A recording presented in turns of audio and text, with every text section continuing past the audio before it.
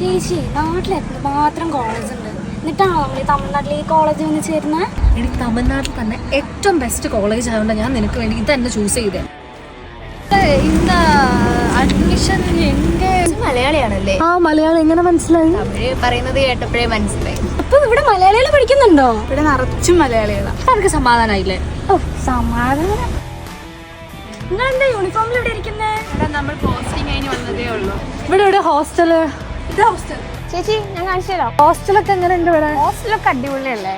ഇന്നെന്താ ഫുഡ്? ഇന്ന് പുട്ടും കടലായിരുന്നു രാവിലെ. ആണോ? കാര്യങ്ങളൊക്കെ എങ്ങനെ മൊത്തത്തിൽ മോളെ? കാര്യങ്ങളൊക്കെ കുഴപ്പമില്ല. ഹോസ്റ്റലൊക്കെ അടിപൊളിയാണ്. നമ്മുടെ റൂംസ് ആണെങ്കിലും ഹൈജീൻ, നമ്മുടെ നാട്ടിൽ കിട്ടുന്ന ഫുഡൊക്കെ ഉണ്ട്, അതുകൊണ്ട് അത്ര പ്രശ്നമില്ല.